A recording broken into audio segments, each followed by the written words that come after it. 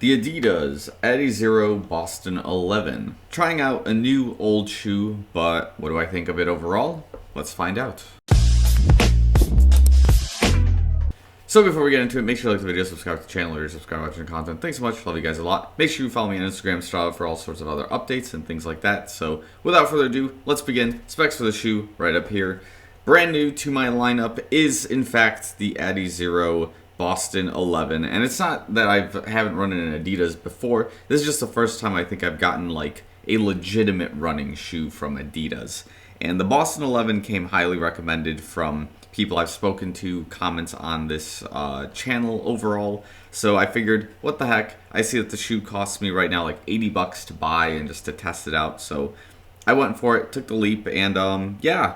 So far, I've got a couple of things to say, but I'll preface the whole video with something else. The place I bought it from, they sent me a postcard. It basically says here, I set my half marathon PR in this shoe model. Hope you love it as much as I do. Your friends at Marathon Sports. So, kind of starting off on a high note there. I got this card, and I guess I expected some speed and some durability from the shoe overall based on just those statements, because I'm walking into the marathon or into the Boston 11 kind of blind because I've never run an Adidas shoe, didn't know what to expect, so I did some research on it as well and whatnot. But yeah, I'll tell you what I initially thought of the shoe and things like that as we get into some of the stuff here. But first, I guess we'll start off with general specs just for those who are interested. So in size 8.5, the shoe is about 10 ounces, which puts it about 280 something grams on average.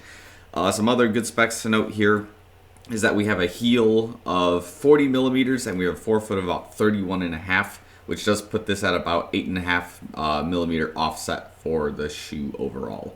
Now, not totally familiar with Adidas foam and like style for their designs, but I did like some brief research on it just to get an idea of what we're dealing with here. So we'll start from the bottom up.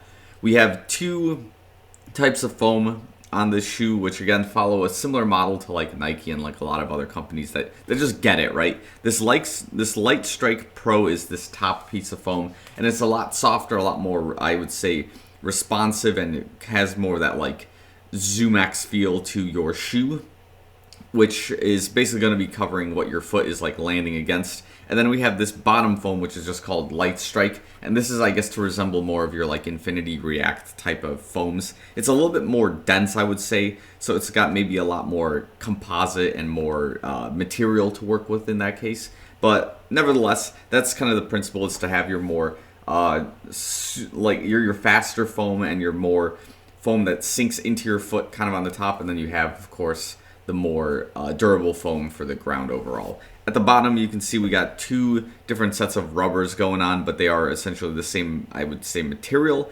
I guess they're sponsored by Continental Rubbers here, and yeah, we got like this black piece here, and then of course the yellow one that kind of offsets on this side, and then we have a split down the middle that's basically just the foam, and then we have our foam, or our rubber on the outside of the shoe in this case. So yeah, I guess the last thing we need to probably talk about for the bottoms is that the shoe has a carbon plate technology, but in this case, it's these three plastic energy rods that are basically in the shoe that kind of stretch and follow like this kind of skeletal form in the foot.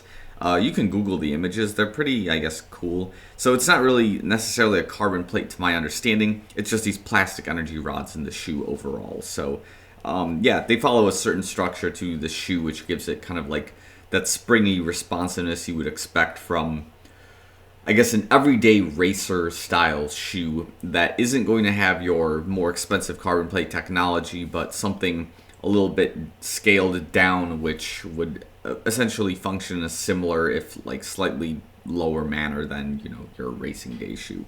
So again, because this is a first impressions review, let's go just check out the bottoms of the shoe. At this point, I think I've done less than 10 miles in these shoes, and yeah, that's kind of just what we're looking at. So not much really to discuss on this side. Again, as we can guess, the most important pieces of the shoe for me to watch will be what's going on the outsole, on the anterior side, basically this yellow piece of foam. Just, we're going to see what's happening, if it's going to break in, cave in a little bit quicker than maybe this black Continental piece? Is this foam going to start wearing and tearing in this area? There's going to be a couple of questions we're going to try to get answered as the shoe life goes on. But yeah, that's kind of what's going on there. And the last piece I guess we'll have to talk about is what's going on in the uppers. And overall, I would say the upper has a lot of busyness, and at first I thought it was going to look a little bit old style, old scale, and maybe something I wasn't going to like, but I think it just took like maybe a run or two for me to essentially get into enjoying what's going on with this upper, because of course we have like this new age Adidas shape that's going on where it seems streamlined in the midfoot. We have this like wider toe box. We have, you know, the Adidas stripes, of course, and then we have a lot of textile going on, which is something I'm going to, I guess, tell you if it's a good or bad thing as we move along with it. But again, we have some textile protecting the toe box that's kind of like this felt style material, kind of furry and whatnot.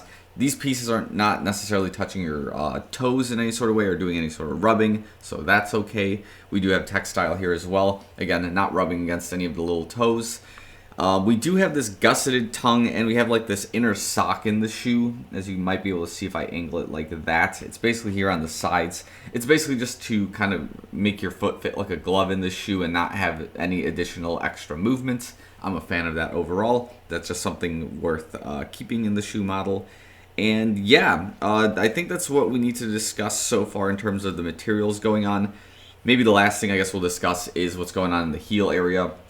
So we do have kind of like this funny heel lip that is basically supposed to be going down like this, but I guess you can also keep it up if you wanted to run in that sort of shape. But yeah, the idea here is that there isn't a whole lot of mesh or sort of material holding your heel down. It's supposed to just fit like a glove because of, you know, the sizing and whatnot, but there is like a little heel pillow here that's slightly visible, so that's just something worth mentioning in the shoe.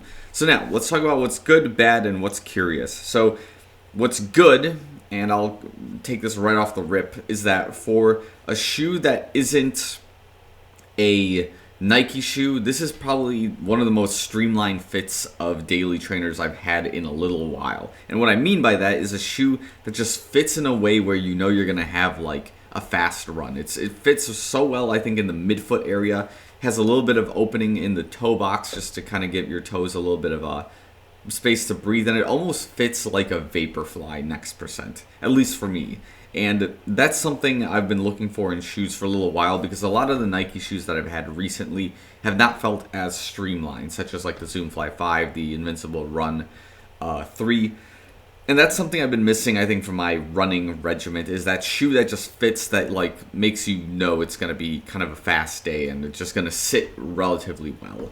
So that was one thing that I really liked. Another thing that I was skeptical of because of the ride of the shoe and something of its fit is I was wondering if there was going to be any sort of heel slippage, because the shoe fits and almost rides like, I think it was the Magic Speed from Asics. And that was just something, again, I was going to be curious with the heel, I guess, padding and the way the heel was going to be sitting overall. And I guess it turns out that the heel slip is not really there. It feels okay.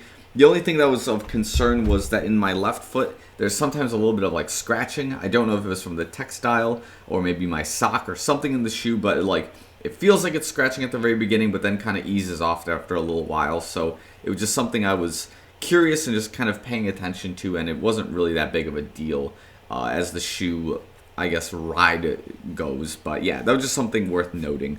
The thing that is skeptical for me right now, again, I was discussing how the fit feels streamlined, but putting the shoe on is like kind of a task in itself. It's a very tight shoe, and that's just something that you have to like loosen all of the shoelaces for, just to like slide your foot in. And there's a whole lot of wobble in the heel area. There's the heel cup here.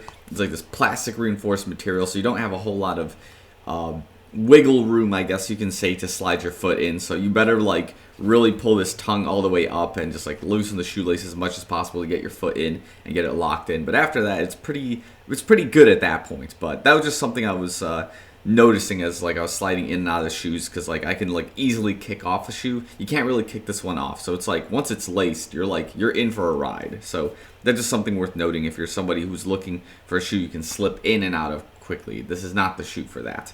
Now, the thing that's kind of bad, or well, one more skeptical thing is, again, I was reading on reviews that this gusseted tongue causes issues for some people, that it sinks in and then it bunches up in this particular area. It's not really doing that so much right now.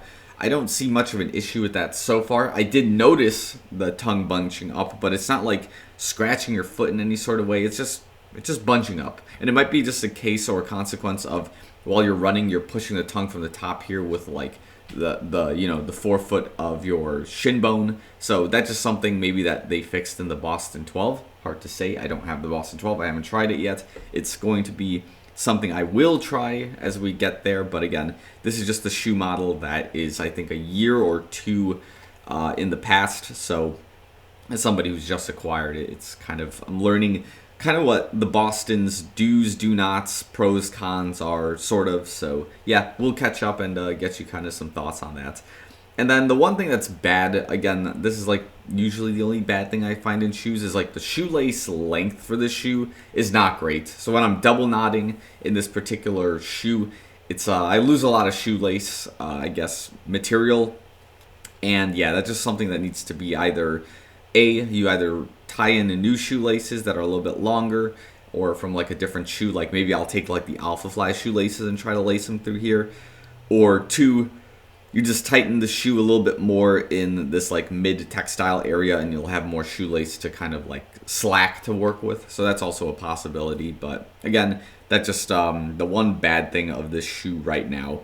It does run stiff, which isn't a bad thing. Again, this is just from a ride perspective, like, understand what you're getting yourself into. You're getting yourself into an everyday racer. So it's not going to be a soft ride, but it is going to be a slightly faster ride than normal. And as a result, it's going to have a little bit of stiffness from the foam choices and this energy rod carbon plate system, which is just plastic rods running through the shoe. So overall, I like the shoe as a first impressions kind of thing. I am curious to see how the lifespan of the shoe is going to go. If the shoe is going to get a little bit softer as time goes on, is it going to get stiffer? Hard to say for sure. What's going to happen to this upper, this textile? Is this going to rub against my toes in the wrong way? Those are going to be the questions I want to answer as we get to like 100 and 200 plus miles in this particular shoe. So I think I'll leave the review here. If you've had the Boston 11 for a little while, tell me what you think about it overall, what you think I'm going to expect as we get along with it. So yeah, I'll leave the shoe right here at this point in time in the review. So thanks again for watching. I'll see you guys in the next one.